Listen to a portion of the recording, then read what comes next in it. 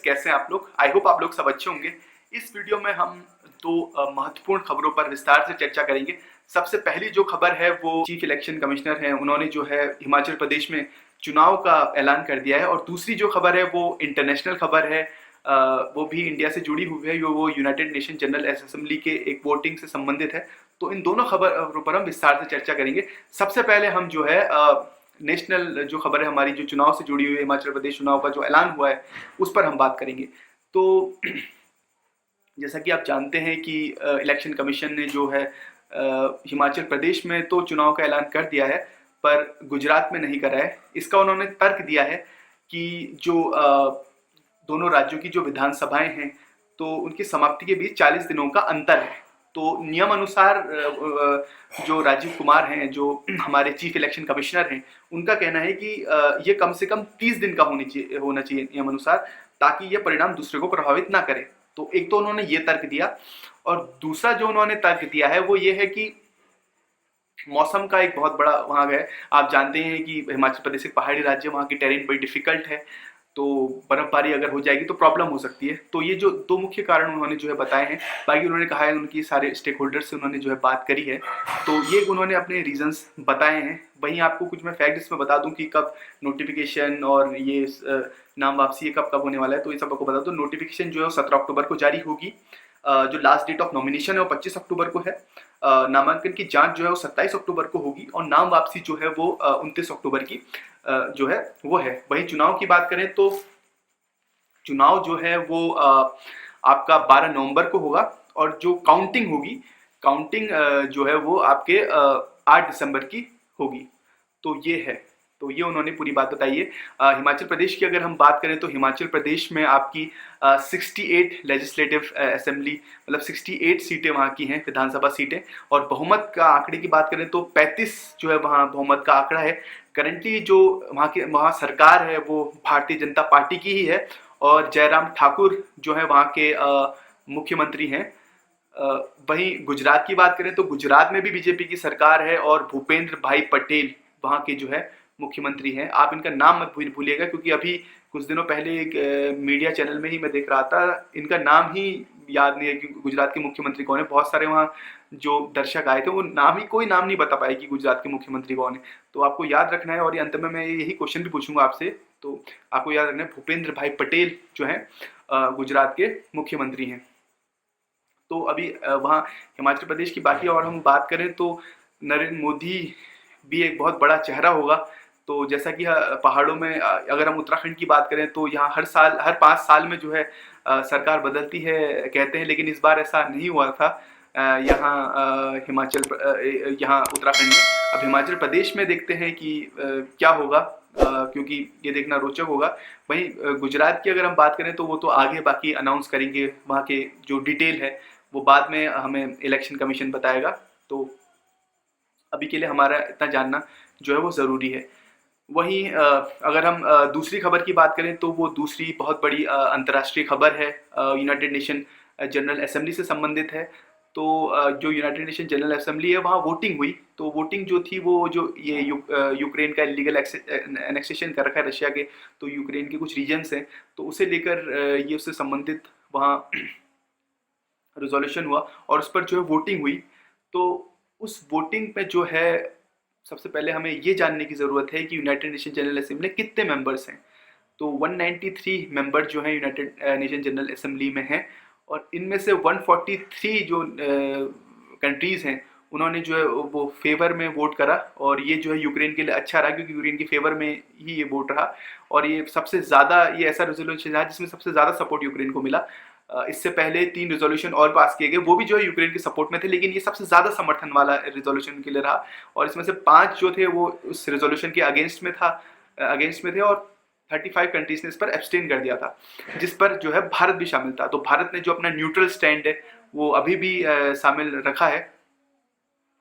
तो बाकी ये जो 5 कंट्रीज मैं आपको बताना चाहूँगा, बहुत ज़रूरी है, क्योंकि 5 ही कंट्रीज थी जो इस रेजोल्यूशन के अगेंस्ट पर जिन्होंने वोट करा। और वो 5 कंट्रीज अगर आप जानेंगे तो लगा ही था कि ये करेंगे। एक तो आपके रशिया खुद थी, बेलारूस जो पार्टनर इन क्राइम है रशिया के।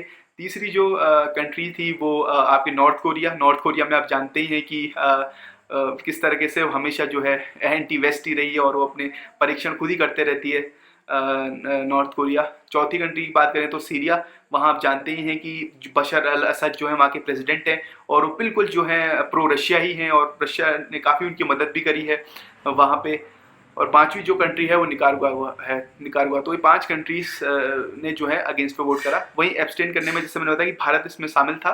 और भारत के अलावा अगर आप साउथ एशियन कंट्रीज की बात करें तो भारत, पाकिस्तान और श्रीलंका वो उन चुनिंदा देशों में से थे जिन्होंने जो है इस पर एब्सटेन करा। म्यांमार, नेपाल और बांग्लादेश ने भी जो है सपोर्ट पर इसे वोट करा था, तो उन 143 कंट्रीज में शामिल थे। हालांकि म्यांमार की तो देखिए हिपोक्रेसी आप देख सकते हैं, वहाँ खुद जो है ह्यूमन राइट्स वायलेशन के उन पर आरोप लगे हैं। मिलिट्री डिक्टेटरशिप वहाँ चल रही है। अभी कुछ ही दिनों पहले जो है वहाँ की सेना ने जो है हमला करा जिस पर बच्चों की तक वहाँ मौत हो गई। तो बहुत बुरे वहाँ हालात हैं। बट देखिए ऐसे ही चलता है, human being is a hypocritical animal जो कहते हैं, तो वही देखने को मिलता है। तो ये सब है। अब देखिए इस रिजोल्यूशन से क्या होगा, तो देखिए एक जो मोटी बात है वो है कि वर्ल्ड व्यू इससे पता लगता है, क्योंकि वीटो तो है नहीं, नहीं तो वीटो कर देते तो रिजोल्यूशन ही रद्द हो जाता है, तो कोई वीटो पावर तो इसमें है नहीं। तो इससे बस वर्ल्ड व्यू एक पता लगता है, बाकी कोई ये बाइंडिंग नहीं होता, तो बस नॉन बाइंडिंग है। बट हाँ एक वर्ल्ड व्यू पता लगता है। और बहुत सारे देश हैं तो जिन्होंने जो है पीस और डायलॉग वही उसी की बात की है। और भारत ने, प्रधानमंत्री मोदी ने खुद इस रशिया से बात कर चुके हैं, वो पीस को लेकर उन्होंने बात पहले कर चुके हैं। और जो ज़्यादातर देश हैं वो इसी को कह रहे हैं कि डायलॉग और पीस, इसी से इसका हल निकलना चाहिए। लेकिन जो स्टेक होल्डर्स हैं, चाहे वो यूक्रेन हो या रशिया हो, क्योंकि इन दोनों के बीच ही ये युद्ध है, तो इन दोनों को ही बातचीत करके इसका हल निकालना चाहिए। क्योंकि इसके देखिए गंभीर परिणाम तो आने लगे हैं, क्योंकि वर्ल्ड इकोनॉमी को इससे काफ़ी नुकसान हो रहा है। इन्फ्लेशन बढ़ गया है, तेल के दाम जो है काफ़ी ऊंचाई छू रहे हैं। वहीं अगर ऐसे ही चलता रहा तो फिर देखिए बहुत महंगाई बढ़ेगी, तो और कह रहे हैं कि रिसेशन भी आ सकता है। अब तो अगर जो है मिल बांट के अगर कोई समझौता हो जाए तो इससे काफ़ी फ़ायदा होगा। बट अब देखना रोचक होगा कि आखिर क्या होगा। लेकिन देखिए पीस बहुत इंपॉर्टेंट है, वॉर से किसी को कुछ नहीं मिलता, ये तो एक फैक्ट है। अब क्या डिसीजन लेंगे ये लोग, ये देखना तो ये तो देखिए कोई कह नहीं सकता, और ये फ्यूचर ही बताएगा कि आखिर क्या होगा आगे। तो ये तो इसकी बात रही। वही भारत के नज़रिए से भी आप देखें तो हमें, आप जानते हैं अगर तेल महंगा होगा तो हमारे लिए, क्योंकि भारत तेल जो है वो उसके पास इतना तेल तो है नहीं, तो ज़्यादातर हम इंपोर्ट ही करते हैं। और अगर तेल महंगा हो जाएगा तो हमें ज़्यादा खर्च करना पड़ेगा, जिससे हमारे जो देखिए वही फिर यहाँ से पैसा पूरा हमें जाएगा, क्योंकि डॉलर में ही वो पे करते हैं, तो पैसा हमें ज़्यादा खर्च करना पड़ेगा, इससे बहुत हमारा नुकसान होगा। और आप देखेंगे कि जो हमारी करेंसी, जो डॉलर की डिमांड ज़्यादा बढ़ गई है और हमारी जो करेंसी वो डेप्रीवेट होती जो है डेप्रिशिएशन उसका होता जा रहा है। करेंसी डेप्रिशिएशन होता जाएगा तो क्योंकि हम इंपोर्ट ज़्यादा करते हैं, एक्सपोर्ट कम करते हैं। हालांकि एक्सपोर्ट से जब करेंसी डिवैल्यू होती है तो एक्सपोर्ट्स में उसमें फ़ायदा होता है, लेकिन भारत के कॉन्टेक्स्ट में अगर हम देखें तो हम जो है इंपोर्ट बहुत ज़्यादा करते हैं, तो खर्चा हमारा ज़्यादा उस पर हो जाएगा। और देखिए जो ट्रेड डेफिसिट है उस पर फिर वो उस पर पूरा उसका प्रभाव पड़ता ही पड़ता है। वहीं जो बाहर लोग पढ़ते हैं, मान लीजिए पेरेंट्स को पैसा भेजना महंगा हो जाएगा, क्योंकि जाहिर सी बात है डॉलर मजबूत हो रहा है, रुपया कमज़ोर हो रहा है। तो और देखिए आय तो ऐसी बढ़ नहीं रही है, तो चीज़ दिक्कतें इसमें हैं, तो ये समझना पड़ेगा। और अंत में मैं बस यही कहूँगा कि देखिए वॉर से कुछ हासिल नहीं होता। वही जो फादर ऑफ द नेशन थे, नॉन वायलेंस पे जो बिलीव करते थे, उन पर ही जो है इन लोगों को भी चलना चाहिए, तभी जाके जो है उस पर भला हो पाएगा इन दोनों का भी और दुनिया का भी। और अंत में जो है मैं आपसे क्वेश्चन पूछने वाला था, तो वो यही क्वेश्चन है कि गुजरात का जो है चीफ मिनिस्टर कौन है, ये आप मुझे बताइए कमेंट सेक्शन में। आई होप आप लोग को ये वीडियो पसंद आई होगी। पसंद आई तो अपने दोस्तों के साथ इसे शेयर ज़रूर करें, सब्सक्राइब करें और लाइक करना ना भूलें। Thank you.